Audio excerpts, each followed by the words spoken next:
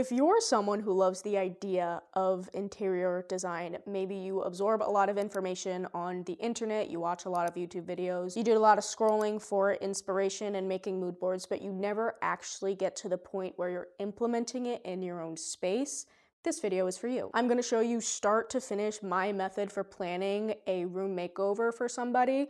I'm going to talk about how mood boarding is actually probably sabotaging your progress. We're going to talk about how to make sure the room doesn't just look good, but also serves your needs. We're going to talk about how to stay organized so you can avoid overwhelm and overall give you as many action steps as possible so that you can make changes to your space and make it a place that you love. I don't want this to be just another interior design video that you watch and never actually put to use. I truly want to give you as many clear steps as possible that will take you to a space that you really truly love. So let's get started.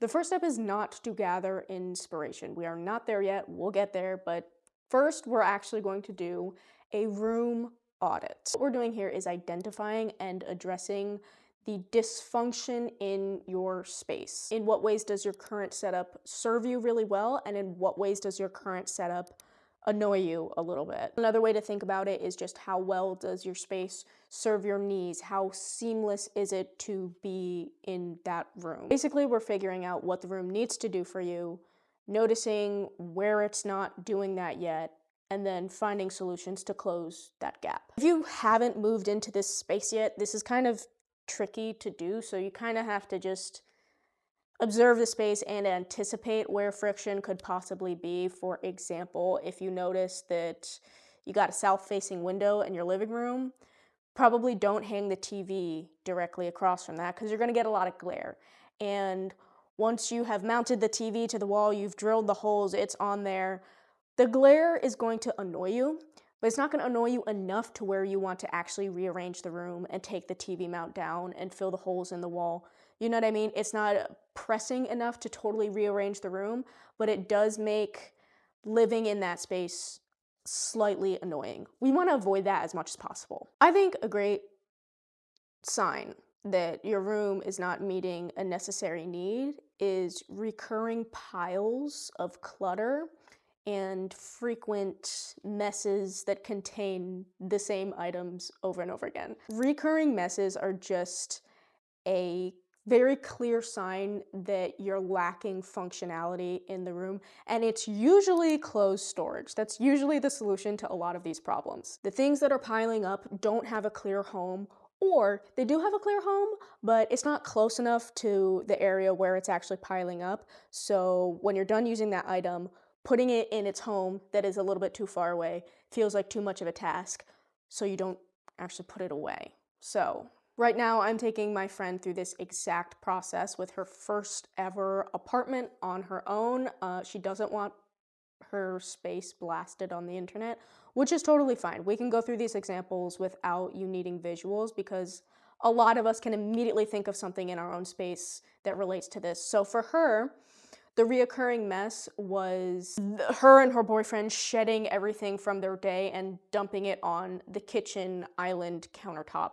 So coats, lunch boxes, purse, keys, all those things were going on the kitchen island, and it's an eyesore. They both are annoyed with it. The way she was explaining this was this vibe of like, we're undisciplined and lazy failures and we can't clean up after ourselves or keep our space tidy.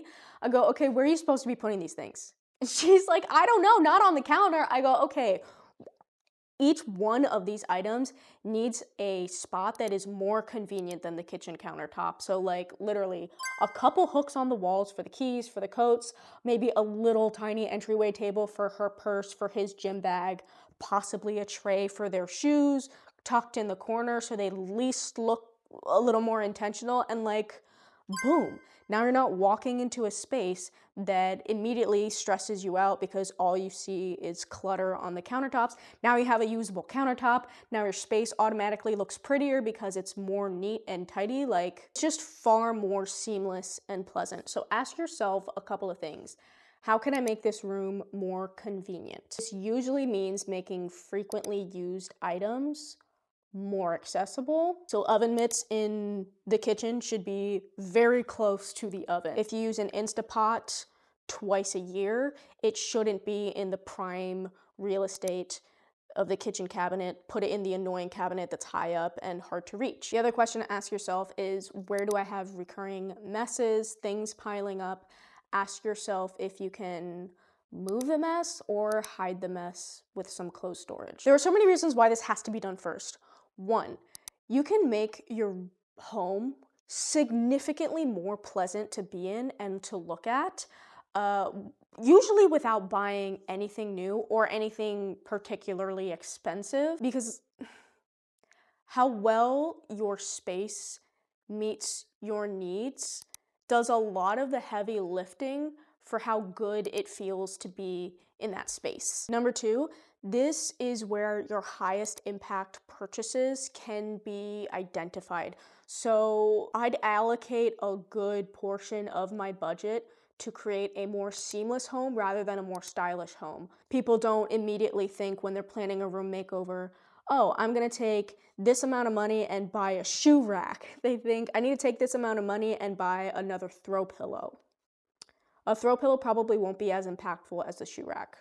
The third thing is that the room audit helps you do one crucial thing before you purchase anything, and that is identify what things you're holding on to that actually probably just need to be thrown out. I just did this in my most recent little kitchen zhuzh. Before addressing any of the decor, I go, I'm stressed in this kitchen because I feel like there's no storage. I combed through what I have, and I have been holding on to this Instapot that doesn't latch anymore, and I don't know why I've been holding on to this for a year and a half thinking I'm going to be able to fix an Instapot. Like, I don't know how to fix an Instapot.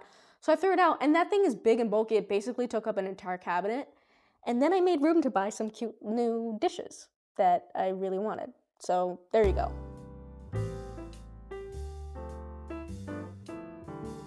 Okay, after we have determined the function of the space and named the dysfunctions in the space, we are also going to determine what our limitations are in terms of this room makeover. This part bums people out because you're basically listing all of the no's, all the things you can't do even if you want to do them. But it actually takes a lot off your plate because doing a room makeover is a lot of decisions. You're choosing color palette, you're choosing art, you're choosing furniture, you're choosing throw pillow, like you're making a lot of choices, and that can start to really feel overwhelming. If you are clear about your limitations, you create the line in which you can color.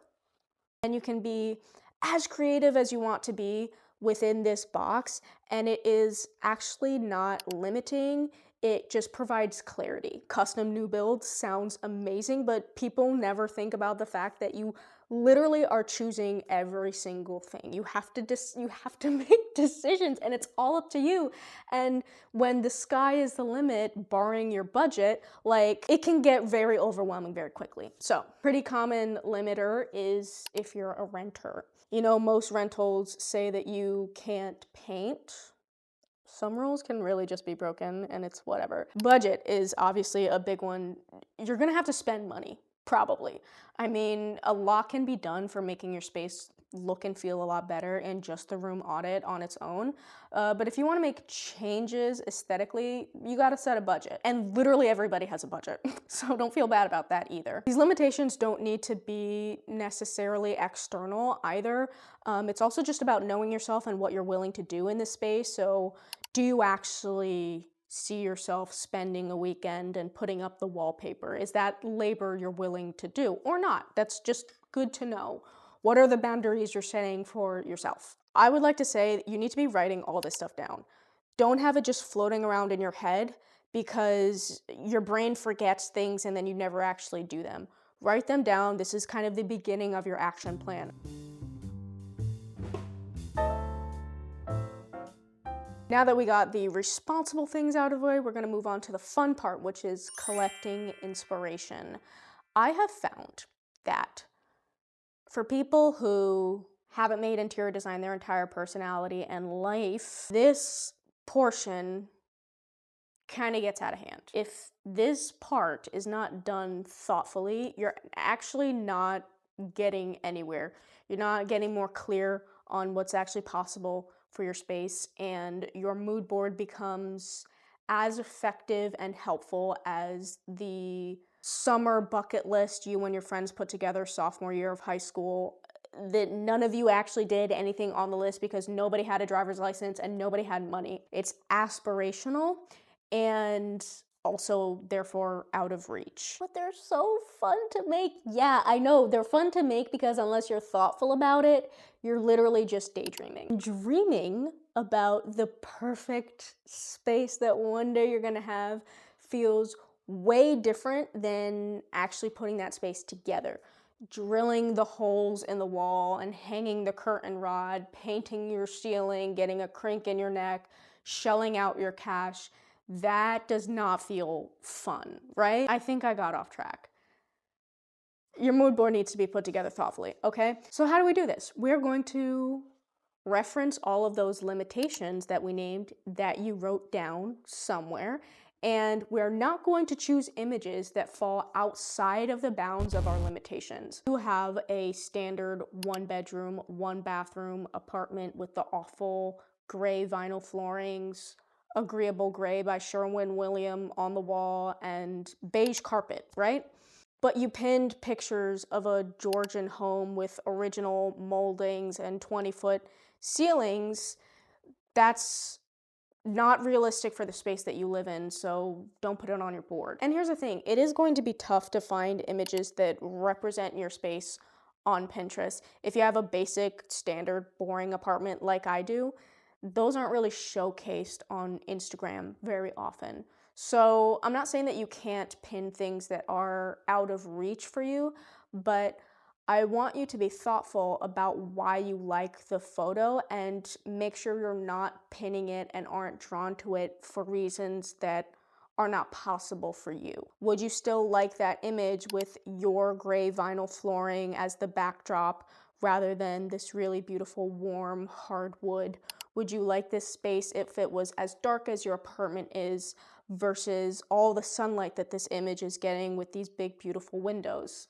Those are the things that you have to take into consideration. This way you're pinning for the style choices, for the color palettes, for the pattern combinations, for the wallpaper that's chosen, for the layout, and not some imaginary aspirational place that doesn't actually apply to you. I just really want to stress this point. You have to be so introspective throughout this process. Because sometimes we do think we're pinning for the style. It's really hard to separate those smaller items from the overall packaging. On this note, I think something that can actually be very helpful on Pinterest is these collages are pretty popular right now. A lot of them are pretty matchy-matchy sometimes, but I think they're great because they take away that factor of the architecture in the background influencing how much you like the individual items. And that way you're more focused on the shape of the furniture, you're more focused on the color palette, you're more focused on the textiles, and it is something that can have a lot more carryover into an average regular space. So those can be helpful, I think. A quick recap, if you don't get a lot of natural light in your space, don't go pinning the bright, airy California beach home. Can't paint your walls, only save photos that have similar wall colors to what you're stuck with.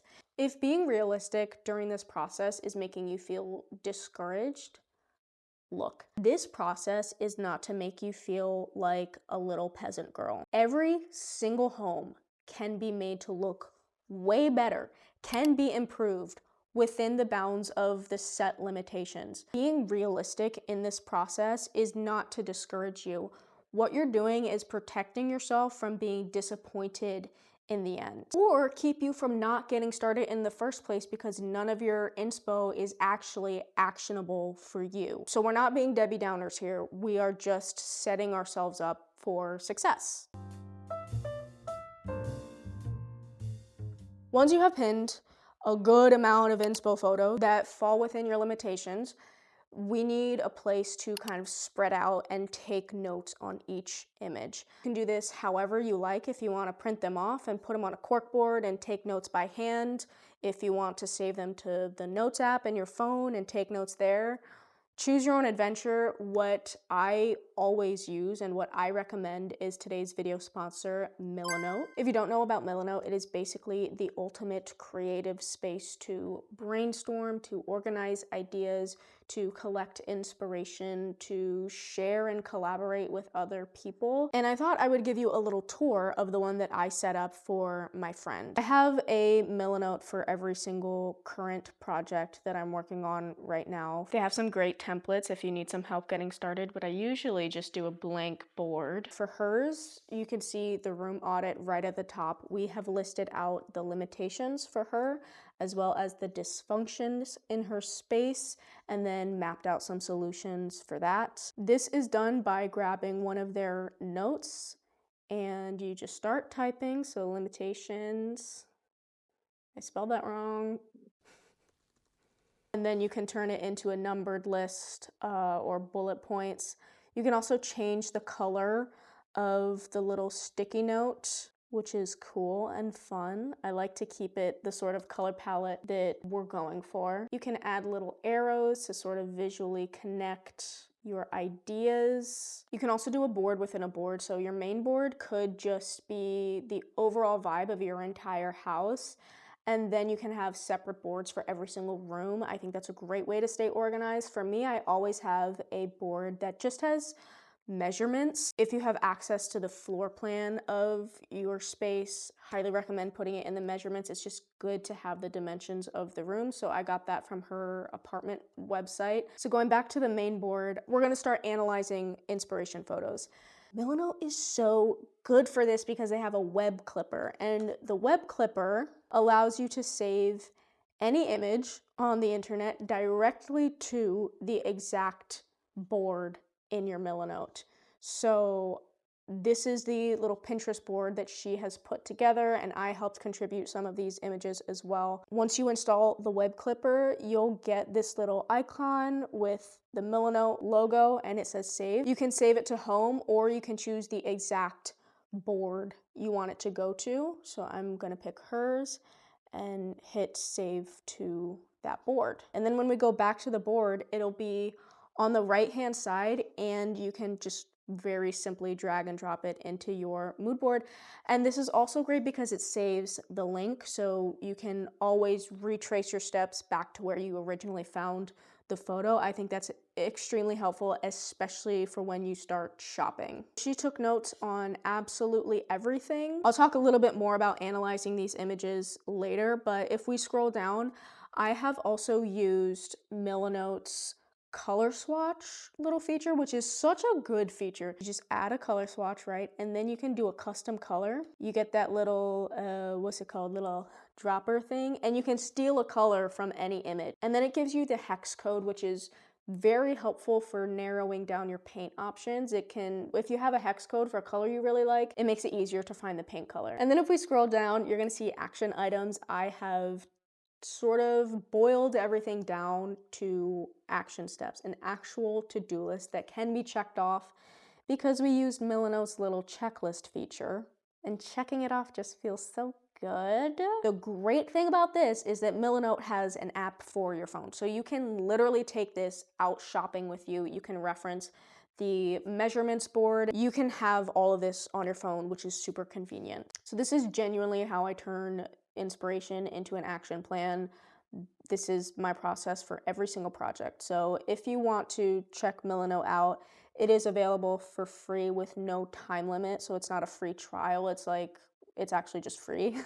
So you can sign up for a free Milanote account using my link in the description box below. Thank you so much to Milanote, and shout out to this comment from I don't know, a year and a half ago or more, 2 years ago. Crazy. Once I transferred all of her inspo photos into our mood board, I have put a little sticky note for every single image, and I have asked her to go through the image and specifically write down all of the individual details about each room that she really likes and what she doesn't like, because that's just as important. So these are actually very cohesive. This paints such a clear picture to me of what she likes. warm colors, a lot of amber lighting, so that's even gonna guide the light bulbs that she chooses. It really helps narrow down all the decisions that you need to make when you are super thoughtful about picking out what you like about each image. I decided to save an image that she added to the board, which is not a helpful image. So this image doesn't make sense to save because one, the walls are red. So totally not realistic for her space. She's sticking with the gray walls. So that alone should disqualify it. It also has some pretty impactful architecture that she also does not have in her space. So that archway, those big arched windows, if you take away the windows, if you take away the archway and you take those red walls and make them gray, it's just kind of a room. It's not that interesting. I think the color palette and the architecture really make this space, and once you take those things away, there's not a lot of actionable things that we can deduce from this image.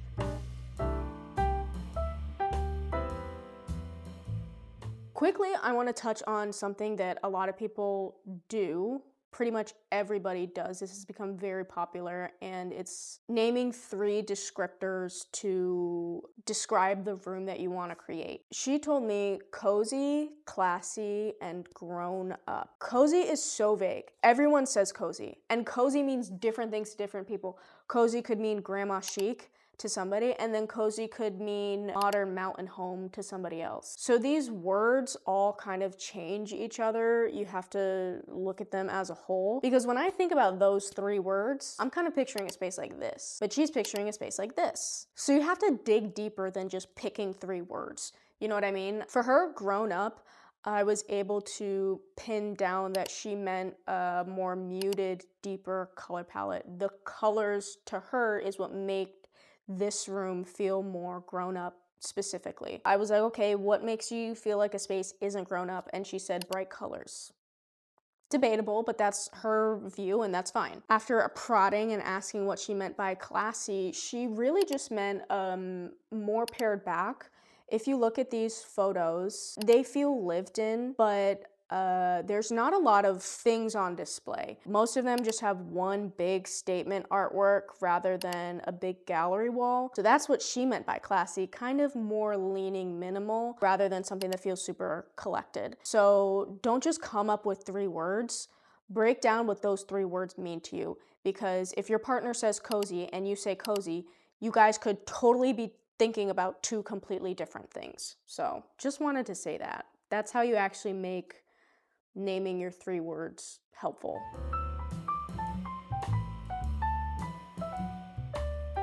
So the through line section is basically figuring out the individual pieces that make up the formula of the rooms that you're drawn to. Kind of connect the dots. What was coming up a lot as you were taking notes on those pictures? For her, greens, reds, orange, brown. That was in every single photo. Some pattern, but not too much. There's a lot of solids and like 1 or 2 pops of pattern. A green couch. This was funny.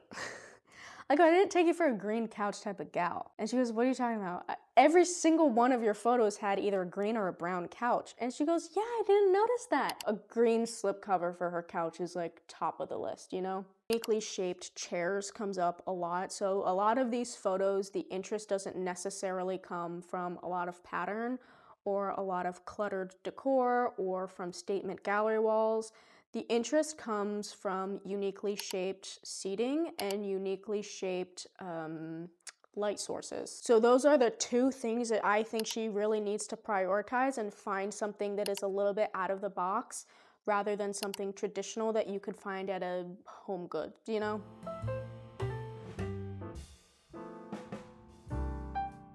I have sort of boiled everything down to action steps, an actual to-do list that can be checked off because we used Milano's little checklist feature. This builds momentum like no other. Checking something off a list, I love it. Checklist becomes sort of my bridge between dreaming and actually getting it done.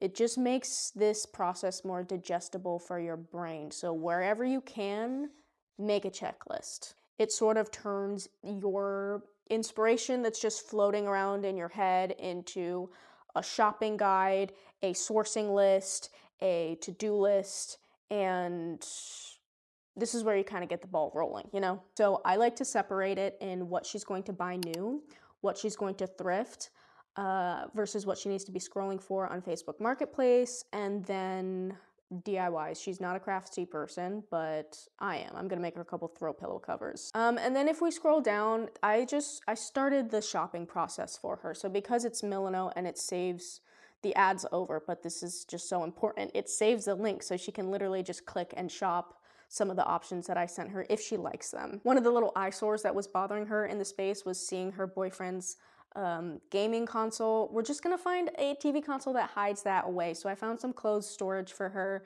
that is in the tone of wood that was kind of recurring in those inspo photos. Look at these freaking ottomans. I really like them. I hope she gets them because they're really, really good. I do think she needs some patterns, so I thought going for pattern in a place like an ottoman or a poof to sit on is kind of lower stakes because it's not an entire couch. She can move it if she hates it. Throw pillows are great for that as well. So that's the mood board.